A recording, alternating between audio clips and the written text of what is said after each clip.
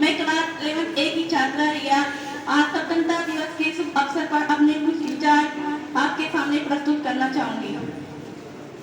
हम अपनी जान के दुश्मन को अपनी जान कहते हैं, हम अपनी जान के दुश्मन को अपनी जान कहते हैं। मोहब्बत की इसी मिट्टी को हिंदुस्तान कहते हैं, हिंदुस्तान कहते हैं। जो दुनिया में सुनाई दे उसे कहते हैं खामोशी, जो दुनिया में सुनाई दे उसे कहते हैं खामोशी। जो आंखों में दिखाई दे उसे तूफान कहते हैं, उसे तूफान कहते हैं।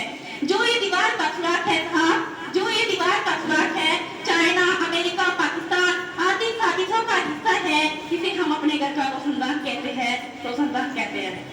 आजादी, आजादी का असली मकसद वही समझ सकता है जिसने कभी गुलामी की हो। हम सो भाग्यशाली है कि हमने स्वतंत्र भारत में जन्म लिया।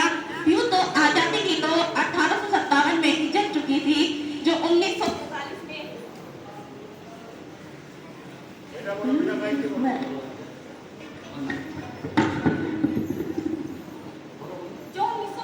में हमारे देश को आजाद कराई। प्राचीन मध्यकालीन और वर्तमान के उदाहरणों से इस पर चलना चाहूंगी।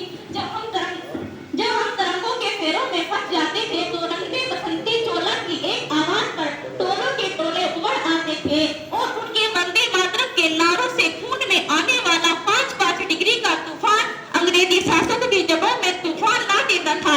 लोग मर जाते थे, मिट जाते थे, फांसी चढ़ जाते थे तो सिर्फ अपनी देशभक्ति साबित कर रहे होते थे, क्योंकि ये उस दौर की देशभक्ति साबित करने की कसौटी थी।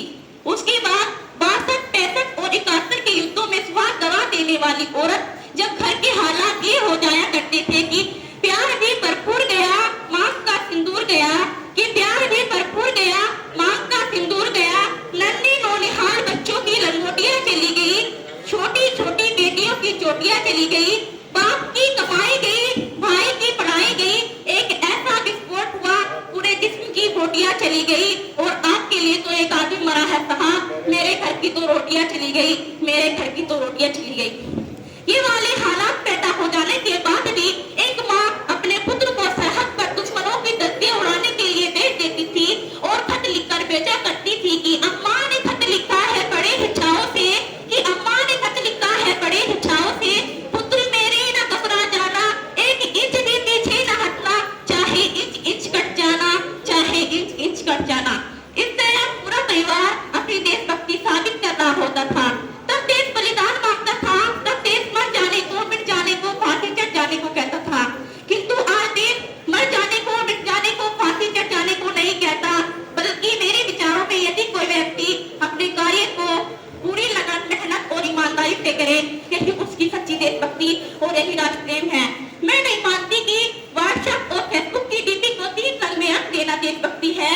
यदि आप कहेंगे कि साल में हाथ में 2 बार तिरंगा ले लेना देशभक्ति है, तो मैं आपसे पूछना चाहूंगी, फुटपाथ पर रहने वाला वो बच्चा नंगे पांवों में ट्रैफिक की छांव में जब तिरंगा बेच रहा होता है तो क्या उसे आप देशभक्ति कहेंगे? नहीं, ये उसके पेट की भूख की शक्ति है जो उसे ऐसा करने पर मजबूर करती है कि न मस्जिद को जानते हैं, न दीवारों को जानते हैं, न मस्जिद को जानते हैं, न दीवारों को जानते हैं। जो भूखे होते हैं पेट के, वो सिर्फ भोजन के निवारों को जानते हैं, भोजन के निवारों को जानते हैं। अपने परिवार, अपने राष्ट्र, अपने समाज के लिए समर्पण का भाव है देशभक्ति। हर एक देशद्रोही के जीवन में आने वाला तूफान है देशभक्ति। एक देशद्रोही से ज्यादा देशभक्ति तब आहत होती है जब एक बेटा अपने बूढ़े माँ बाप को बिना आश्रम पे छोड़ आता है। करा उठती है वो देशभक्ति जब मुसीबत में फंसे लोगों की जान बचाने की जगह हम उसे लेकर अपने लाइफ बढ़ाने में लगे रहते हैं।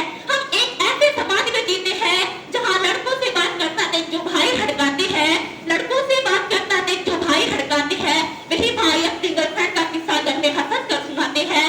और मैं बता दूं, महिला सुरक्षा के मामले में हम आज भी 128 के नंबर पे आते हैं।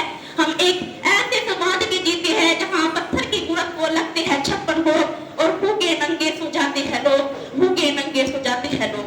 मजदूर को मजदूर समझिए, मजदूर नहीं, गरीब को काम दीजिए, दान नहीं। और अगर दान देने के इच्छुक है तो जीते जी रक्तदान दीजिए और मरने के बाद किसी को अंगदान देकर जीवन दान दीजिए। यही सच्ची देशभक्ति और यही राष्ट्र प्रेम है।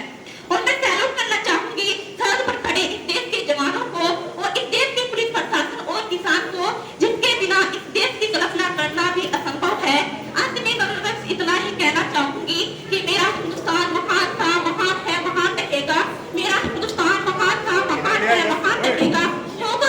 लग गया